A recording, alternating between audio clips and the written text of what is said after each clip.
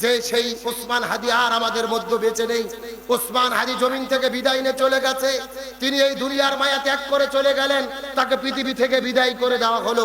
কখন মৃত্যুর ডাক আসবে, শরীফ হাদি এই দুনিয়া থেকে বিদায় নিয়ে চলে গেলেন। মৃত্যুর ডাক এসেছে, দুনিয়ার সফর শেষ করলেন, এই দুনিয়ার মানুষদেরকে রেখে দুনিয়া থেকে বিদায় নিয়ে চলে গেলেন। তার পরিবার বুঝতেছে কত কষ্ট, কত যন্ত্রণা।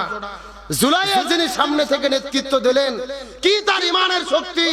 কয়েকদিন আগে তিনি বক্তব্য দিয়েছিল, মৃত্যুর ফয়সালা হয় আসমান থেকে, দুনিয়ার কাউকে আমি মাথা নত করব না, আমি দুনিয়ার কাউকে ভয় পাই না। বলেন আল্লাহু আকবার। তিনি বলেছিলেন, আমার সন্তান, আমি যদি বিদায় নিয়ে চলে যাই, আপনারা একটু আমার সন্তানকে দেখে রাখবেন। কি তার ইমানের শক্তি! কখন মৃত্যুর ডাক আসবে, শরীফ হাদি এই দুনিয়া থেকে বিদায় নিয়ে চলে গেলেন। মৃত্যুর ডাক এসেছে, দুনিয়ার সফর শেষ করলেন, এই দুনিয়ার মানুষদেরকে রেখে দুনিয়া থেকে বিদায় নিয়ে চলে গেলেন। কখন কার মৃত্যুর ডাক আসবে কেউ বলতে পারে না, একমাত্র জানে তিনি কে। এই যে দেশের ভেতরে বেগম খালেদা জিয়া 3 বারের প্রধানমন্ত্রী, আজকে খালেদা জিয়া অসুস্থ, কিন্তু দেশের মানুষ তার জন্য দোয়া করে কি করে না? উনি শুধু বিএনপির নেত্রী নয়, তামাম বাংলাদেশের 18 কোটি জনগণের নেত্রী, আপসীন দেশ নেত্রী। খালেদা জিয়া অসুস্থ, তার জন্য দলমত নির্বিশেষে সবাই দোয়া করেছে। জামাতের ভাইরা দোয়া করে, শিবির দোয়া করে, খেলাফত চরমোনাই সবাই দোয়া করে। তার মানে ভালো মানুষ যদি অসুস্থ হয়, বিপদের মধ্যে পড়ে, তার জন্য দোয়া করে। মানুষ মরে গেলে তাদের জন্য দোয়া করা হয়, কিন্তু খারাপ মানুষ যদি মরে যায়, মানুষেরা কি দোয়া করে? এই গত 16 বছর দেখেছি, ওই স্বৈরাচার আওয়ামী লীগ দলের যত নেতা মরে গেছে, এমপি মন্ত্রী মরে গেছে, মরে যাওয়ার পরে মৃত্যুর খবর শোনার পরে কেউ ইন্না লিল্লাহ বলে না, অধিকাংশ মানুষ বলে আলহামদুলিল্লাহ। এ কথা বলেন, কথা বলেন। অথচ মানুষ মরে গেলে ইন্না লিল্লাহ বলার কথা ছিল। আল্লাহর কোরআন বলেন, আল্লাযীনা ইযা আসাবাতুহুম মুসিবা ক্বালু ইন্না লিল্লাহি ওয়া ইন্না ইলাইহি রাজিউন। যখন কোনো বিপদ আসবে তখন তোমরা ইন্না লিল্লাহ বলবা, কিন্তু দুনিয়ার ভেতরে এমন জীবন আপনি গঠন করলেন, আপনি মরে যাওয়ার পরে মানুষ আলহামদুলিল্লাহ হয়। এটা জান্নাতি ব্যক্তির মৃত্যুর আলামত নয়। আমার নবী আবু দাউদ শরীফের হাদিসের মধ্যে বলেছে, একটা মানুষ বিদায় নেওয়ার পরে এলাকার মানুষেরা কেঁদে কেঁদে তার জন্য যদি দোয়া করে, এটা হলো জান্নাতি ব্যক্তির মৃত্যুর আলামত। কিন্তু কেউ বিদায় নিয়ে যাওয়ার পরে যদি তার জন্য মানুষেরা খুশি হয়, এটাই হলো জাহান্নামী ব্যক্তির মৃত্যুর আলামত। এই জন্য একজন কবি বলেছেন, যেদিন তুমি এসেছিলে ভবে, কেঁদেছিলে তুমি, হেসেছিল ভুবন। যদি তুমি সফল হতে চাও, এমন জীবন তুমি করিবে গঠন, মরণে হাসিবে তুমি, কাঁদিবে ভুবন।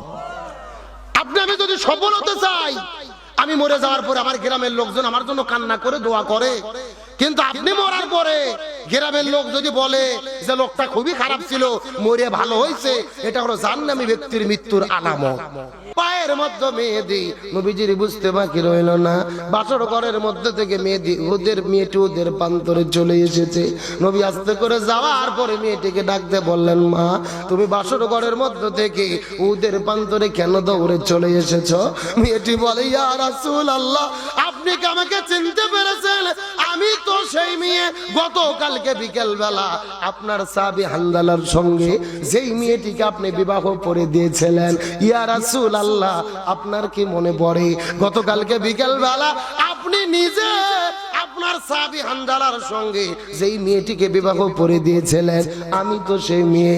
গতকাল আমাদের বিয়ে হওয়ার পরে আমরা যখন বাসর ঘরের মধ্যে গিয়েছিলাম, ফুলসজ্জার 8টা যখন পার হইতেছিল, বাইরে থেকে কে যেন ডেকে বলে, কুতিলা মুহাম্মদ, মুসলমানদের নবী বিদায় নিয়ে চলে গেছে।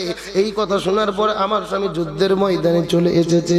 আমি কিছুক্ষণ আগে জানতে পেরেছি আমার স্বামী দুনিয়া থেকে বিদায় নিয়ে চলে গেছে। ইয়া রাসূলুল্লাহ, আমাকে ভুল বুঝবেন না, মনের মধ্যে কষ্ট নেবেন না, আমার স্বামী দুনিয়ার মধ্য থেকে বিদায় নিয়ে চলে গেছে, এই জন্য কান্না করি না, এই জন্য আমি এই জায়গায় দৌড়ে আসি নাই। আমার এই জায়গার মধ্যে আসার কারণ হলো আমার স্বামীর ফরজ গোসল বাকি আছে, আপনি একটু আমার স্বামীর জন্য গোসলের ব্যবস্থাটা করে দেবেন। লিল্লাহি তাকবীর। এ বগুড়া নন্দীগ্রামের মুসলমান গভীর মনোযোগ, ইমানের শক্তি কাকে বলে বোঝার চেষ্টা করেন। আমার স্বামী দুনিয়া থেকে বিদায় নিয়ে চলে গেছেন, আমার স্বামী তো শাহাদাত বরণ করেছেন, আমার কোনো টেনশন নাই। এই জায়গায় আসার একমাত্র কারণ আমার স্বামীর ফরজ গোসল বাকি ছিল, আপনি একটু আমার স্বামীর জন্য গোসলের ব্যবস্থাটা করে দেবেন। তার মানে বোঝা গেল ইমানের বলে যারা বলিয়ান হয়, জীবন দেওয়াকে তারা ভয় করে না রে। ইমানের শহীদ শাহাদাত বরণ করায় তারা তাদের জীবনের সবচাইতে বড় পাওয়া বলে মনে করে। এই জন্য আমাদের প্রিয় ভাই হাদিস চমৎকার করে বলেছিলেন, আমার 50 বছর বেঁচে থাকার কোনো আশা নাই, আমি 5 বছর দুনিয়ার মধ্যে বাঁচতে যাই সিংহের মতো হুঙ্কার দিয়ে। আল্লামা সাঈদীও যেই কথা বলেছিলেন, 100 বছর 1000 বছর বেঁচে কোনো লাভ নাই, একটা মুহূর্ত সিংহের মতো গর্জন দিয়ে জালেমের জুলুমের বিরুদ্ধে হুঙ্কার দিয়ে বাঁচতে চায়।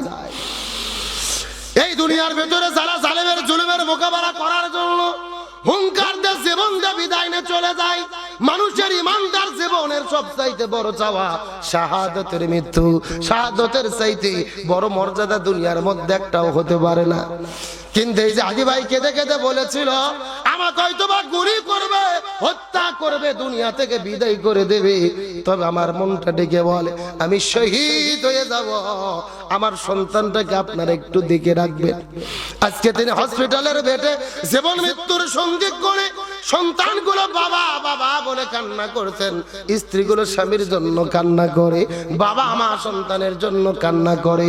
বাঁচবে কিনা জানি না, তবে তিনি যেই বক্তব্যটা দিয়েছিল, মাত্র 30 বছর বয়সে অল্প সময়ে জুলাই যোদ্ধার নেতৃত্ব দিয়ে এই 1.5 বছর ধরে তার এই হুঙ্কারমূলক কথা, ভারতের আধিপত্যের বিরুদ্ধে কথা, চাঁদাবাজদের বিরুদ্ধে কথা, জালেমের জুলুমের বিরুদ্ধে যেই বক্তব্যগুলো দিয়েছে, তিনি যদি বিদায় নিয়ে চলে যায় এই দুনিয়া থেকে তিনি মুছে যাবে না। বাংলাদেশ যতদিন থাকবে এই হাদির নাম ততদিন এই জনতা মনে রাখবে। আর যারা দুনিয়া থেকে বিদায় নিয়ে চলে যায় তাদের কোনো ভয় নাই। এই জন্য মেয়েটি ডাকতে পারে, ইয়া রাসূলুল্লাহ, আমার স্বামী দুনিয়া থেকে বিদায় নিয়ে চলে গেছে, আমার কোনো টেনশন নাই, আমার স্বামীর ফরজ গোসল বাকি, আপনি গোসলের ব্যবস্থা করেন।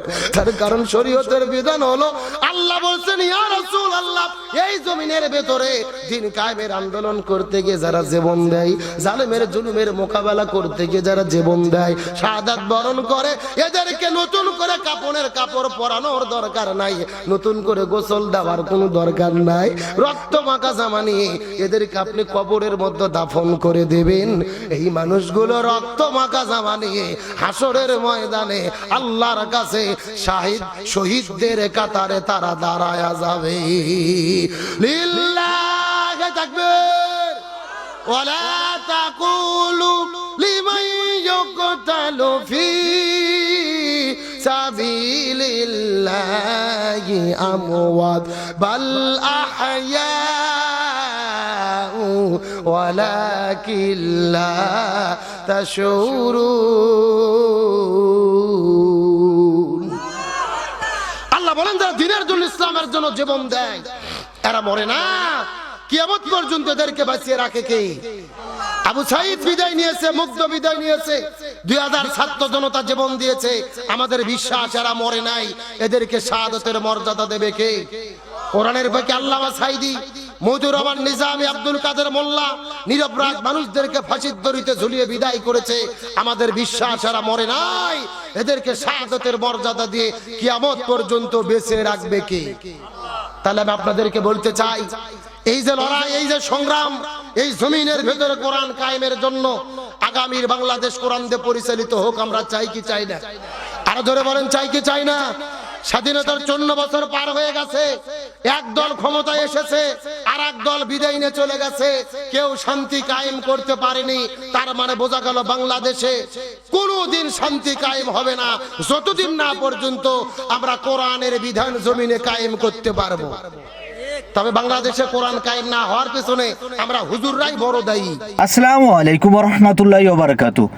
এই ভিডিওটা শুরু থেকে লাস্ট অবধি দেখার জন্য অনেক অনেক ধন্যবাদ। আর যারা যারা ধৈর্য সহকারে ভিডিওটা শুরু থেকে লাস্ট অবধি দেখছে, আমার মন থেকে আপনাদেরকে স্যালুট আর অনেক অনেক ধন্যবাদ। তা প্রতিনিয়ত এইরকম সুন্দর সুন্দর ভিডিও পাওয়ার জন্য আমাদের চ্যানেলটা সাবস্ক্রাইব করে আমাদের পাশে থাকবেন। নিত্য নতুন ভিডিও আপনাদের জন্য, ওয়াজের ভিডিও আপনাদের জন্য নিয়ে আসবো।